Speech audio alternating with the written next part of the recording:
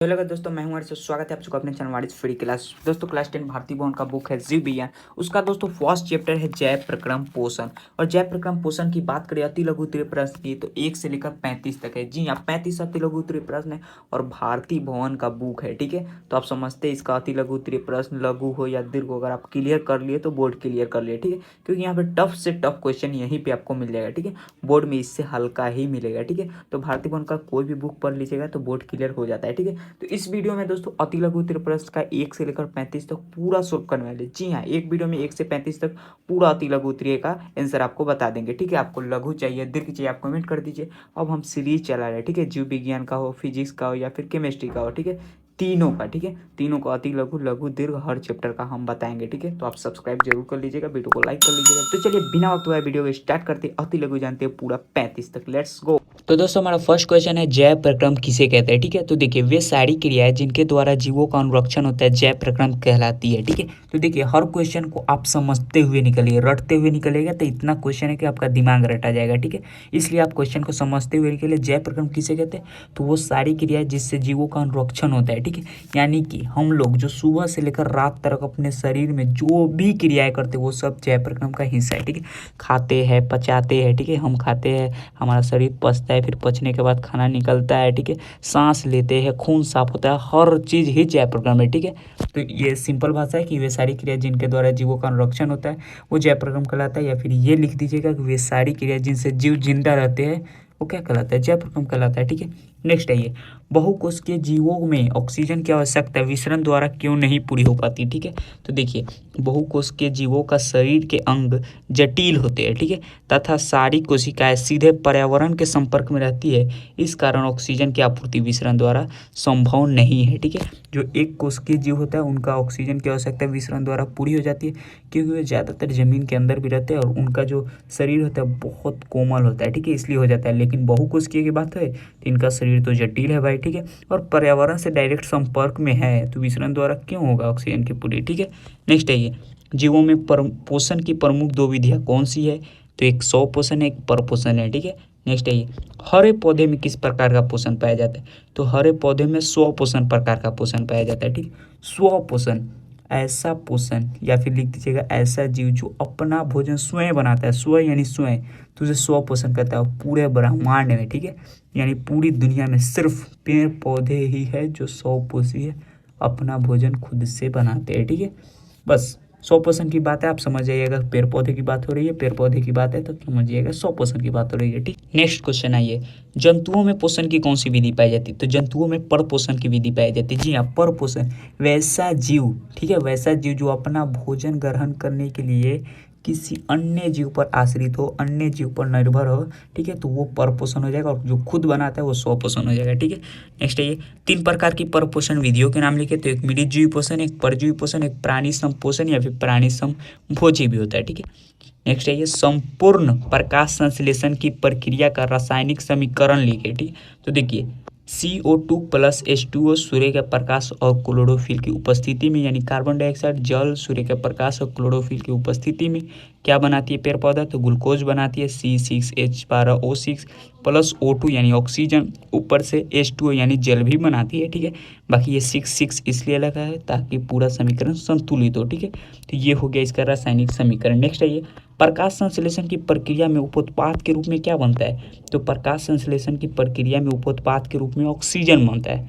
ठीक है, यहाँ पे देखिए ना ऑक्सीजन और जल, ठीक है, जल और ऑक्सीजन है, तो यहाँ पे ऑक्सीजन बनता है। ठीक है, जो जल बनता है जल के माध्यम से भी ऑक्सीजन ही बनता है। ठीक, नेक्स्ट है ये प्रकाश संश्लेषण की प्रक्रिया हरित लवक या क्लोरोप्लास्ट में ही क्यों होती है, तो क्योंकि क्लोरोप्लास्ट में क्लोरोफिल वर्णक पाया जाता है। ठीक है, इसलिए प्रकाश संश्लेषण होता है, सिंपल बात। नेक्स्ट आइए प्रकाश संश्लेषण प्रक्रिया के लिए किन किन पदार्थों की आवश्यकता होती है। ठीक है, यहाँ पे हम बताइए कि संपूर्ण प्रकाश संश्लेषण क्या होता है, कार्बन डाइऑक्साइड जल और सूर्य के प्रकाश और क्लोरोफिल की उपस्थिति में पेड़ पौधे ग्लूकोज बनाते हैं। ठीक है, तो वही हो जाएगा, क्लोरोफिल हो जाएगा, कार्बन डाइऑक्साइड हो जाएगा, जल हो जाएगा, सूर्य प्रकाश हो जाएगा। ठीक है, इधर उधर भी लिख सकते, कोई बात नहीं, यही 4 होता है। ठीक है, नेक्स्ट है प्रकाश संश्लेषण प्रक्रिया के लिए पौधे कार्बन डाइऑक्साइड यानी CO2 कहाँ से प्राप्त करते हैं, तो देखिए प्रकाश संश्लेषण, एक सेकेंड, हाँ, प्रकाश संश्लेषण प्रक्रिया में पौधों को कार्बन डाइऑक्साइड वायुमंडल से, ठीक है, वायुमंडल से प्राप्त करते हैं। ठीक है, तो थोड़ा डिफाइन में लिखना है तो लिख दीजिएगा वायुमंडल से पत्तियों ई भीतर कोशिकाओं के विसरण द्वारा पहुंचाते हैं। ठीक है,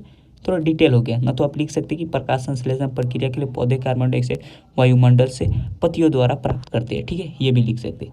कवक एवं जीवाणुओं में प्रकाश संश्लेषण की प्रक्रिया क्यों नहीं हो पाती है? सिंपल बात है भाई, क्योंकि वे सूक्ष्म जीव है। ठीक है, जो घुलित कार्बनिक पदार्थों के रूप में भोजन अवशोषित करते हैं, तो उनमें प्रकाश संश्लेषण थोड़ी ना होगा। प्रकाश संश्लेषण सिर्फ पेड़ पौधा में ही होता है। नेक्स्ट आइए, पोषण के दृष्टिकोण से अमीबा तथा पैरामीशियम किस प्रकार के जंतु है? तो पोषण के दृष्टिकोण से अमीबा तथा पैरामीशियम परजीवी पोषण है, यानी वो अपना भोजन करने के लिए किसी न किसी पर आश्रित होते ही है। ठीक है, नेक्स्ट आइए, मनुष्य का आहार नाल कौन कौन से मुख्य भागों में बटा होता है? तो देखिए, मनुष्य का आहार नाल आमाशय, पक्वाशय, ठीक है, या फिर पक्षाशय, पित्ताशय, छोटी आंत तथा बड़ी आंत आदि में बटा होता है। ठीक है, बस। नेक्स्ट आइए, ग्रसनी में, ठीक है, ग्रसनी में स्थित दो छिद्रों के नाम लिखे। ठीक है, तो एक निगल द्वार होता है, एक कंठ द्वार होता है। ठीक है, ग्रसनी में दो स्थित छिद्र का नाम क्या है? निगल द्वार और कंठ द्वार। नेक्स्ट आइए, मनुष्य में पाचन आहार नाल के किस भाग से शुरू होता है? तो देखिए, मुंह से शुरू होता है। जी हाँ, मुंह से ही शुरू हो जाता है, यानी हम लोग जो खाते हैं ना, चबाते हैं मुंह में, वहीं पे लगभग लगभग 15%, ठीक है, 15% पच जाता है। जी हाँ, इसलिए बोला जाता है कि खाना को ज़्यादा चबा कर खाइए, ताकि जितना आप पचाइएगा, यानी मुंह में जितना चबाइएगा, उतना जल्दी वो पेट में जाकर पचेगा काइम के रूप में। ठीक है, नेक्स्ट आइए, मनुष्य के आहार नाल के किस भाग में पचे हुए भोजन का अवशोषण होता है? ठीक है, तो देखिए, मनुष्य के आहार नाल के छोटी आंत में, ठीक है, जी हाँ, छोटी आंत में पचे भोजन का अवशोषण होता है। नेक्स्ट है ये, क्लोरोफिल वर्णक कहाँ पाया जाता है? तो क्लोरोफिल वर्णक क्लोरोप्लास्ट में पाया जाता है। ठीक है, और क्लोरोप्लास्ट कहाँ पाया जाता है? तो पेड़ पौधे के पत्तियों में, यानी पत्ता में पाया जाता है। ठीक है, नेक्स्ट है ये, प्रकाश संश्लेषण प्रक्रम द्वारा पौधे क्या निर्माण करते हैं? भोजन निर्माण करते हैं। सिंपल, ग्लूकोज मत लिख दीजिएगा। जी हाँ, ग्लूकोज बनता है तो आप ग्लूकोज मत लिखिएगा, भोजन लिखिएगा। ठीक है, नेक्स्ट आइए, मृतजीवी को क्या कहते हैं? अपघटक। ठीक है, मृतजीवी को अपघटक भी कहते हैं। नेक्स्ट आइए, जिस जीव के शरीर से परजीवी अपना भोजन प्राप्त करते हैं, वे क्या कहलाते हैं?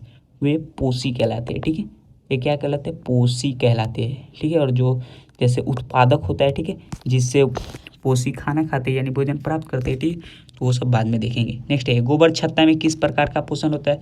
तो गोबर छत्ता में मृतजीवी पोषण होता है। नेक्स्ट है ये, पत्तियों का कौन सा अंग कार्बन डाइऑक्साइड युक्त वायु का प्रवेश द्वार है? क्लोरोफिल या फिर हरित लवक इसको कहा जाता है। क्लोरोफिल हिंदी में कहा जाता है, सॉरी इंग्लिश में कहा जाता है, लेकिन हिंदी में भी इसको क्लोरोफिल लिख देता है। ठीक है, इंग्लिश को ही, और हिंदी में हरित लवक कहा जाता है। नेक्स्ट है ये, पोषण की दृष्टि से जंतुओं को क्या कहा जाता है? तो जंतुओं की तो स्वपोषी और तथा परपोषी हो जाएगा। ठीक है, नेक्स्ट है ये, अमीबा में भोजन का पाचन कहाँ होता है? तो अमीबा में भोजन का पाचन रसधानी, रासधानी लिखा है, ये रसधानी जो लिख दीजिए। ठीक है, राजधानी में होता है। ठीक है, नेक्स्ट है ये, मनुष्य में पाचन के लिए विशेष अंग को क्या कहते हैं? तो मनुष्य में पाचन के लिए विशेष अंग को आहार नाल कहते हैं। ठीक है, नेक्स्ट है ये, मनुष्य के जीभ के ऊपरी सतह पर पाई जाने वाली संरचना को क्या कहते हैं? स्वाद कलिया कहते हैं। ठीक है, नेक्स्ट है ये, मुख गुहा से भोजन कहाँ पहुँचता है? तो मुख गुहा से भोजन कहाँ पहुँचता है? ग्रास नली में।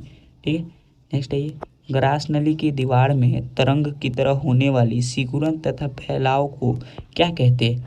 तो कर्मा कुंचन कहते हैं। ठीक है, नेक्स्ट है ये, भोजन में मौजूद प्रोटीन को पेप्टोन में कौन सा एंजाइम परिवर्तित कर देता है? ठीक है, तो देखिए, भोजन में मौजूद प्रोटीन को पेप्टोन में पेप्सिन नामक, जी हाँ, पेप्सिन नामक एंजाइम परिवर्तित करता है।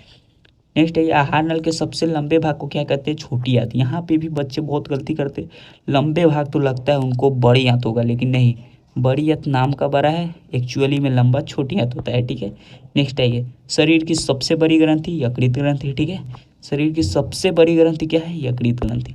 पाचन की क्रिया कहाँ पूर्ण हो जाती है? ठीक है, कहाँ आरंभ होती है? तो मुख से। ठीक है, मुंह से। और कहाँ खत्म हो जाती है? तो रेक्टम में। ठीक है, नेक्स्ट है ये, छोटी आंत एवं बड़ी आंत के जोड़ पर अवस्थित नली को क्या कहते हैं? सीकम। ठीक है, क्या कहते हैं? सीकम।